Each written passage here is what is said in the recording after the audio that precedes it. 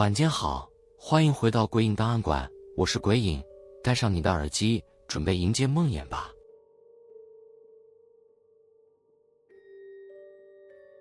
我搬进这间公寓时，房东的话还回荡在耳边，隔壁住着个独居的老太太，别去打扰她。她的语气带着一丝奇怪的急迫，但我当时并没多想。这里的房租便宜，离公司也近，对一个单身上班族来说，简直是再好不过的选择。入住的第一个星期，一切都很正常。公寓虽然老旧，但还算干净，邻居们似乎都很安静。只有隔壁的老太太，我从来没见过她。她的门总是紧闭，门牌上挂着一个古旧的铜制名字牌，名字早已被岁月磨得模糊不清。某个深夜，当我疲惫地从公司加班回来，刚准备倒头大睡时，突然听见一阵轻轻的敲门声，咚咚咚，声音不大，但在静谧的夜里显得格外清晰。我皱起眉头，谁会在这种时间来敲门？我走到门口，透过门孔看了看，门外空无一人。走廊的感应灯似乎坏了，一片黑暗。我耸耸肩，以为是错觉。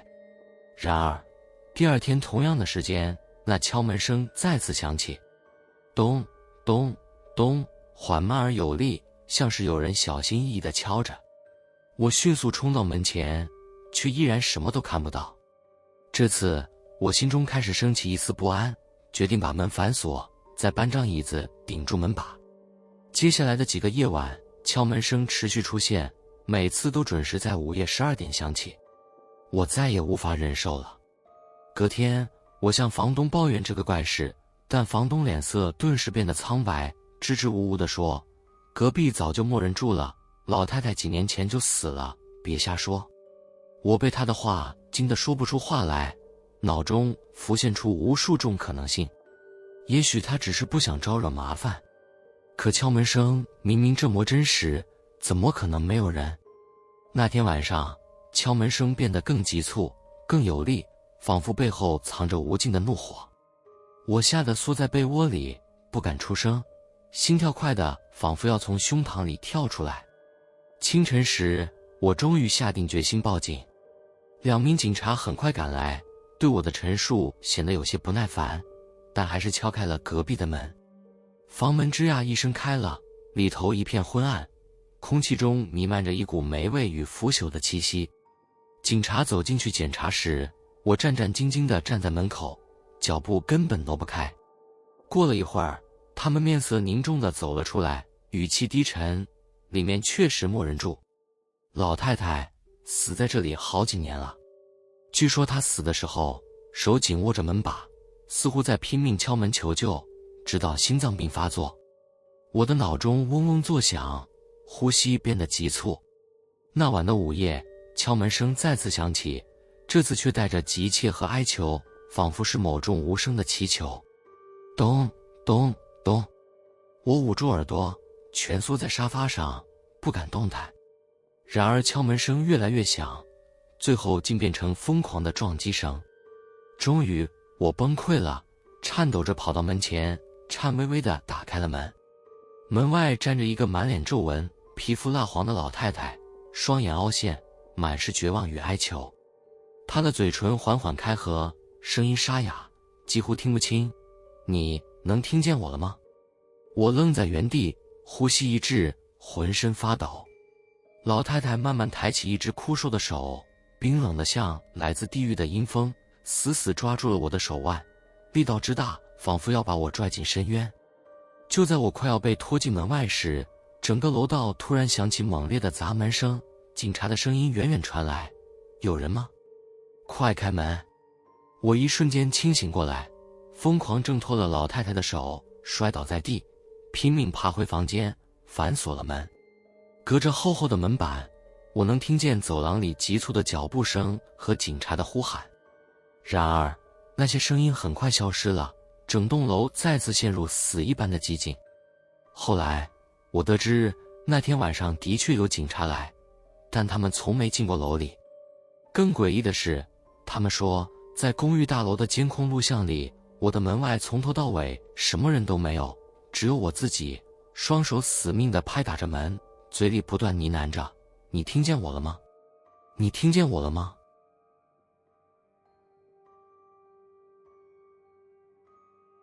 在我搬进这间公寓时，心情既兴奋又满怀期待。对于刚找到稳定工作的我来说，这是个理想的住所。尽管这栋楼有些年头，但房租便宜，邻里看起来也挺安静，除了隔壁的邻居有些奇怪。那是一个瘦削的中年男子，脸色蜡黄，像是长期见不到阳光一样。他总是穿着皱巴巴的衬衫和一条老旧的卡其色长裤，眼镜片厚重，满是油污，整个人透着一种病态的死气。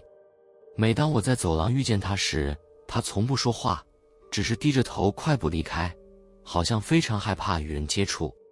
我猜他大概是个不喜社交的怪人，毕竟城市里这样的人很多。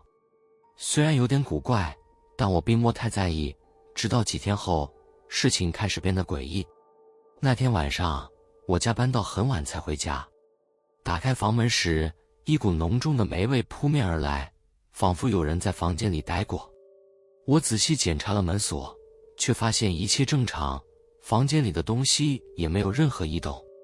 我安慰自己，也许是楼里通风不好，产生了霉味。但这股不安的感觉在接下来的几天里愈演愈烈。夜里睡觉时，我总感觉到有一双眼睛在盯着我，让我浑身发毛。有时半夜醒来，仿佛听见墙壁里传来细微的摩擦声，像是有人轻轻抚摸墙面的声音。我一度以为是老鼠，但声音太有节奏，太人性化了。我开始变得疑神疑鬼。一次夜里，我再度从噩梦中惊醒，房间里只有黑暗和诡异的静谧。我拿起手机照向房间四周，光束照到床边的墙壁时，我蓦地发现墙上有些不寻常的凹痕，仿佛被手指用力划过一般。那一晚，我彻夜未眠。第二天，我请了假，决定仔细检查房间。出于直觉，我开始检视那面异常的墙壁。它看起来比其他墙面显得更加潮湿，表面还有一些新鲜的抓痕。我咬紧牙，找来一把锋利的小刀，开始一点点撕开那老旧的壁纸。就在我揭开一大片壁纸时，一张扭曲的人脸赫然出现在墙壁里。他的五官虽然模糊不清，但一双灰白浑浊的眼睛死死盯着我，仿佛满含怨恨。我的心脏几乎要从胸口跳出来，惊恐地跌坐在地上，手中的刀掉落在地板上，发出清脆的声响。我本能地向后爬，双眼仍死死盯着那恐怖的脸。他静静地嵌在墙里，已经与墙壁融为一体。我拼命说服自己，这只是一场幻觉，是我过于疲惫所产生的错觉。但接下来发生的事彻底击碎了我的理智。那张脸的眼珠突然缓慢地转动了一下，直直盯向我。我疯狂地尖叫着冲出房间，一路跑到楼下的大厅。我气喘吁吁地拨打了警察的电话，结结巴巴地描述了情况。警方来得很快，2名警察满脸狐疑地跟我一起回到房间。然而，当我们回到我的公寓时，那面墙壁却完好无损，壁纸看起来甚至比我之前看到的还要干净，没有任何刮痕，更别提那诡异的脸了。警察看我的眼神充满怀疑，最后只是象征性地做了笔录，警告我不要报假警后便离开了。我一度怀疑自己出现了幻觉，但内心的不安与恐惧却挥之不去。几天后，一位邻居在电梯里认出了我，主动与我搭话。他提到隔壁那个古怪的中年男子，说他早就失踪了。我心头猛地一沉，忍不住追问，他什么时候失踪的？邻居低声说，1个月前吧，我听说警察来过，说他好像是被杀了，尸体被人藏在墙里。最恐怖的是，他的眼睛被人挖走了，至今还没找到。那一刻，血液从我的脸上退去，心脏仿佛被一只无形的手狠狠攥住。墙里的那张脸，那双死死盯着我的眼睛。我颤抖着返回房间，打算收拾行李离开这个鬼地方。但当我推开房门时，整个房间的壁纸都被撕开了，墙壁上密密麻麻布满了扭曲的人脸与睁大的眼睛。在最后的恐惧中，我看见了一个人影站在房间的角落，带着病态的笑容，一双被血丝布满的眼睛像是从地狱深处直视着我。结局，没有人再见过我，只有墙壁里多了一双新的眼睛。